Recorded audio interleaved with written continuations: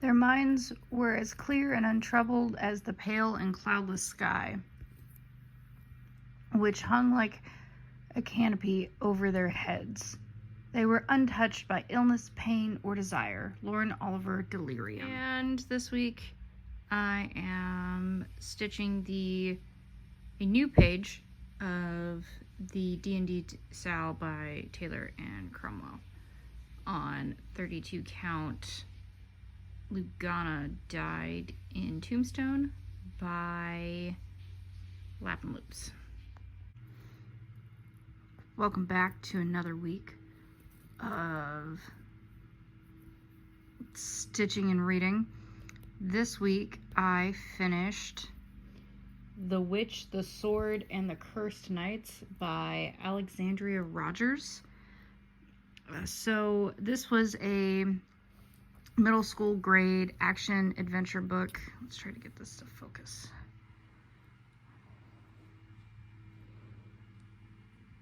A little. There we go. Maybe. So this was, or is, a book about, I think 12-year-olds that live in kind of an Arthurian fantasy world. So you have two main characters,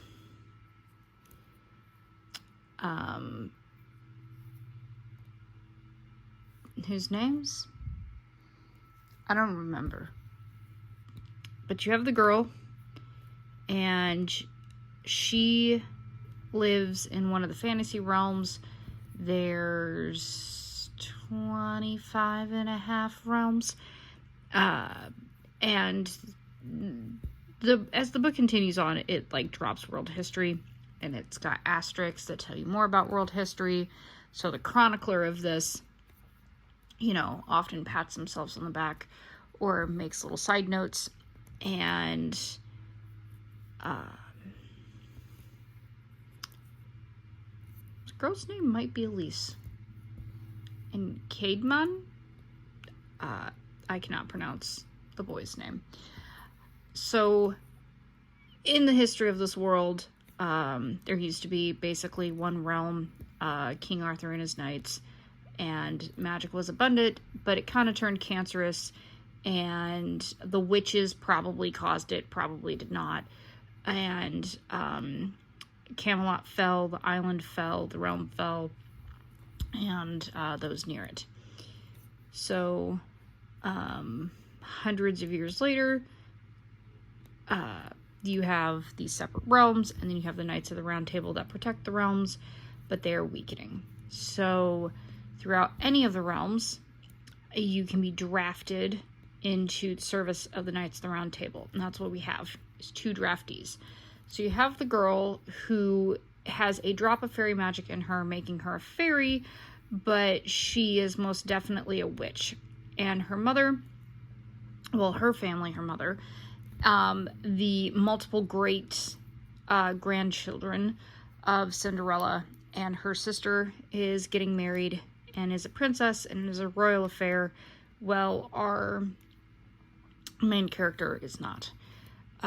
She has toads following her. She does that thing of the lonely and abandoned where she just jabbers a lot, and people are like, oh, you're kind of weird. And she just kind of deals with it, rolls with it, one could say. And she really wants to become a fairy godmother and earn her right to attend her sister's wedding. Her mother said no. Her mother basically abandoned her at a finishing school and has literally told her she wishes that she wasn't born. She doesn't like her. She doesn't love her. She wishes she was literally anyone else because she's ashamed of being a witch. Now, the one thing that the mother has done that was nice was she refused to allow her daughter to be registered. So all magic users, witches and sorcerers, have to be registered, and their magic gets shackled. And it's supposedly painful. And she determined that that was not going to happen to her daughter and just didn't do it. So our girl, who now we're naming Ellie, if that's not her name, is one of two known, well, not known, her magic's a secret, she's hiding that she's a witch, but is an unregistered witch who's not very good at fairy magic and is untrained in witchcraft. And then we have our boy, whose best friend just died suddenly, and he is extremely depressed, not handling the grief well, has given up on being social, talking to his friends, withdrawn, saying rude things to cast pain upon others, fighting with his parents. So when he gets the summons to be a Knight of a Round Table, he would really like to be. Like, he's okay with this, but it is also explained to him that Merlin's magic reached out and talked to him and chose him to find Excalibur, and that the rest of his family is in danger of dying the same way his best friend Jimmy did. So this, it's a huge motivation for him, and he feels this big burden to find Excalibur that was broken into 3 pieces.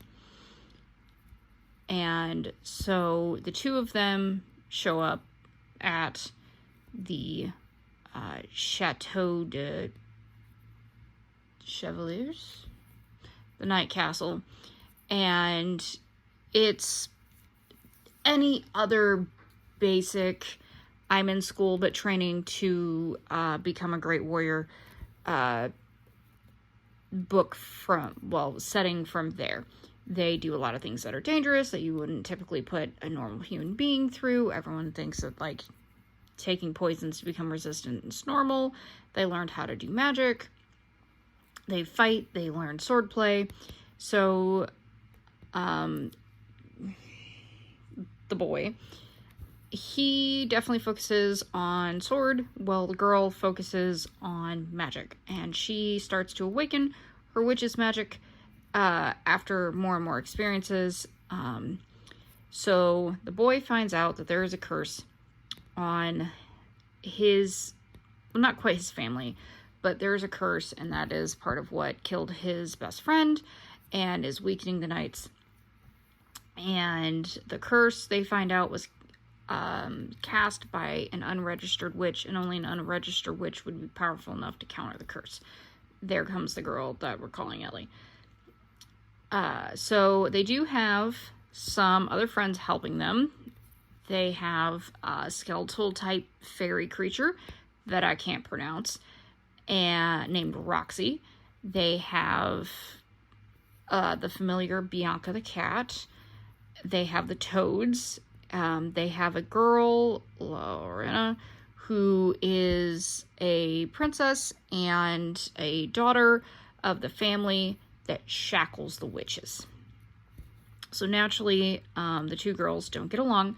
And then they have Omri, who is a very good-looking, year-older knight that the main character has a crush on a little bit, but he just sees her as a younger sister. Made that clear. And they get some assistance from the head knight, Sir Mastian. So it's a lot of studying and training that they go through to try to unravel the clues and mysteries of Merlin and this curse. So, plot aside, the book does a really good job of discussing grief by showing it.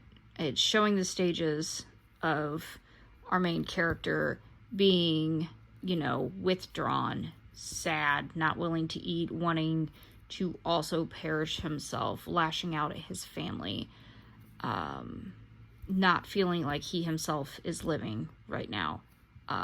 He goes through a lot of the stages of grief. And it does sometimes it points out, oh, this is how I am, and things like that. But I think, especially for a children's book, like as an adult, you can definitely be like, well, this kid is going through grief. But I think to read it and kind of get almost like a daily experience or effect on it was really well done.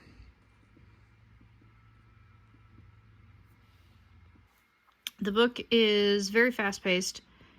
It is just packed full of action, and it definitely covers like finding who you are, accepting who you are, and how to make friends and find where you belong. I would definitely read the next book in the series. I've only seen that there is a second book. I don't know how long the series is going to be, but it was pretty good, and I would continue to read it. I think I gave it like between 4 to 5 stars. Not my favorite book out there, but it was still pretty good. And then for this week, what I am working through is I picked up The Justice of Kings by Richard Swan, and it's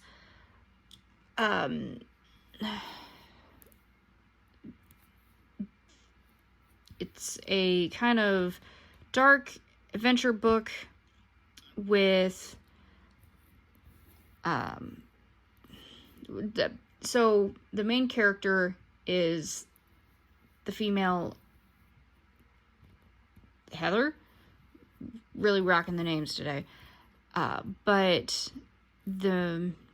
it focuses on this character, Sir Conan, who is a justice. And a justice is judge, detective, executioner, all in one.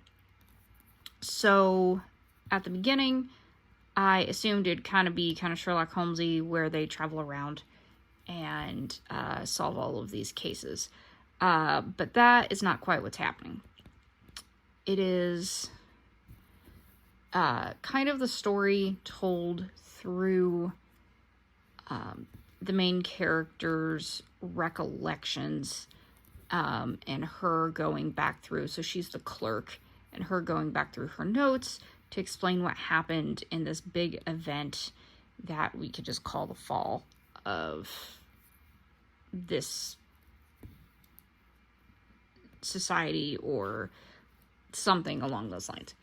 So, so far they have been to an outskirt village, and they were worshiping, they were not following the correct religion, even though the two religions have a lot of similarities. And the law is the law. No man is above the law, which is why women are also allowed to practice law, because no man is above it. And men and women are basically the same thing in the eyes of the law. And this is coming from an emperor, a governance. There was a war, and this is the leading empire that has taken over and has spread. So they have a justice system where the justice has powers granted by the emperor. They go around doing loops, and they keep notes in this book, and then the books, when they're full, they go back to the main city, and it is reviewed by the clerks there, and they make sure that all of the law is being justly, like, evenly meted out. So it doesn't help you if they decided you needed to die with your outcome, but it would help you if, say, the justice decided to fine you, but a different justice didn't find less. And so that wasn't common, so that they determine what is the common law practice, and then you get a refund or something like that. So it works, but it doesn't work, but it's better than the nothing they used to have. And the wars between all of these nations were pretty bloody and pretty bad, and they left a lot of war orphans, which of course created a lot of problems. So this is currently just the best system they have, and it was a lot better than what they had before, and it was a lot better than what they had during and post wars. So we pick up with our characters. They go to this little village, and they are practicing the wrong law. And here you find that the justice, Sir Conan, he is more lenient than what his fearsome title gives him credit for. He is like, put up a statue, because he himself doesn't believe in the religion, but he goes through the motions anyways because he's not above the law. And he's like, put up some statues, pay me, don't pay me too much, behave. And then they take off to go to the next place. And during this time, there is a zealous cleric who wants them all to burn. He hates that the justice did not just choose to burn everyone alive and chop off their heads, and storms off. So later, Justice gets a letter stating that that the cleric has made a powerful friend, and this will be a problem for him later on. And he's like, cool, that sucks, but I got stuff to do. So, in one of the major cities, a lord's wife has been murdered, and they are trying to solve that murder, and there's not anyone coming forward, there's no evidence, so it's pretty hard murder to try to solve. And then someone tried to murder our 3 companions. Why haven't I mentioned the third one? He's just like the retainer, Bessinger. He's kind of moody. We don't know a lot about him yet. But someone attempts to murder all of them, and they didn't find the assailant yet. I have left off, I'm at least a quarter of the way into the story. I have left off where the party splits, because where they just went and were a little more lenient, this is months later, after they went and were more lenient on the small village with the different religious preference.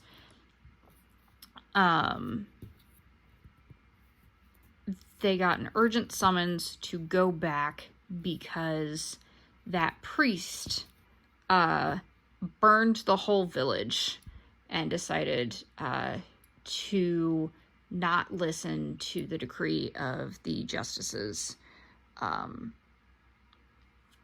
findings, orders, commands. So they're racing back to try to figure out what happened with the small village, and they know that the priest is now marching with the Knights Templars with that powerful friend, basically bankrolling the massacres here. And there's more political intrigue than that, because, his powerful friend has political sway and also has influence on the emperor, and the justices are under the emperor's command, but they all have to follow the law. So now we've picked up to where our characters are in a bigger bind and are getting embroiled in the beginning of this catastrophic event. I do not expect this book to be a romance. I don't expect there to be really any romance. There was a little bit. Our girl found a cute soldier boy, watch boy, and had her first kiss, and but then she got whisked away to go back to the first village. And that's probably about all the romance I expect out of here. The justice is more like a father figure to her, and he's well above her age. Not that we don't do age gaps, but she's just 19, and they have no feelings for each other in that regard. I'm enjoying this book so far. It is a fast, easy read. I mean, I picked it up halfway through the week, and I'm already a fourth of the way into it. And I was enjoying it before they got embroiled into the catastrophic event, And I look forward to seeing what else the book is about. Kind of hard to put down. And then I did make some progress in Fairy Blood by Emma L. Adams. She, our main character, had to expose her magic in front of the guy she likes, so her big secret is out with another character. So quick recap from last week.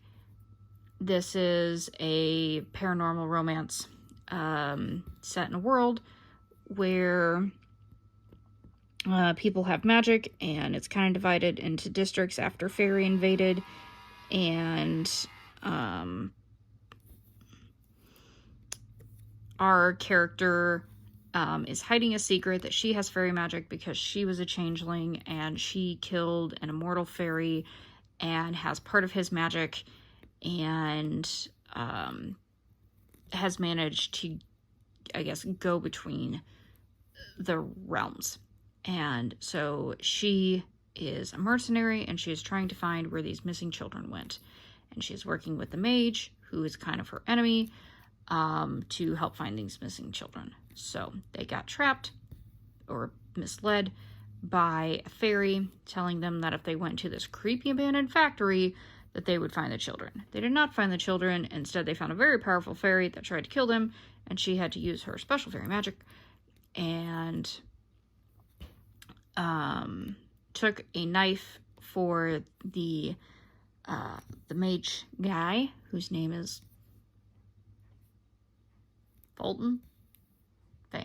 Vance. His name is Vance. And so now he's grumpy because she got injured on his behalf. And the main character has admitted to herself that he is a very attractive man, but will not admit it to him. And we are about halfway through. I thought we were a lot closer to the ending in that factory. I really thought they were going to find the portal to the fairy and find the kids, but that is not what happened. Instead, the two had a big fight, and then our girl went home and proceeded to get attacked by what she thought was her boss, and had her home exploded by fairies, and she was not happy about that, and her roommate was very not happy about that. But then the next day, when her boss called her and demanded that she find these changelings that she lost, and so she went to find the changelings. They were destroyed, and fought some hellhounds. Again, her roommate was attacked. She learned that it was just a job that was presented to some of the members of the mercenary guild, and they took it, so that's why her house was attacked. And the necromancers are involved, and so the plot thickens, and now people she loves and cares about are being threatened, and she is not happy. And for the last book this week that I made some progress in is The Flowers of Esselhem from Pirate Abba, part of the Wandering Inn series. Right now, I am at the point where Erin is bored, but she is meeting with the Drake that is the mother to the pickpocket boy. And if any of these names become important, I might remember them. The kid's name might be Grog or Greg. It was rude of me to forget all of those names. Recap of this. This is a D&D styled world. That is a chapter by chapter that was made into audiobooks in volumes. So I'm doing the audiobook. These are actually available for pre-order. Well, the first book and this maybe parts of the second book are available for pre-order now. So you can get a physical copy. sometime in the future. But humans are being stolen from the world and plunked into this level up system fantasy world. And Erin is one of our biggest main characters, and she's been there the longest, and she runs an inn, but right now she is in a different city, running an inn there too, and she is terribly bored. And usually when she is terribly bored, that is when she chooses to shake things up and make big problems. So I predict that her next big problem is going to be doing something about poverty in this other city. But I also know that one of the other main characters, the Emperor guy, is coming, and he is either going to run into the other main character, Ryoka, who also causes problems for everybody.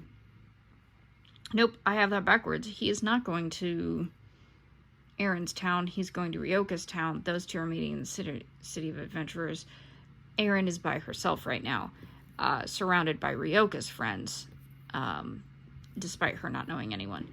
So, either way, I predict that lots of inane things are about to happen because Erin got bored and is experiencing and is getting a first-hand look at poverty in this world and racial, well, species injustices.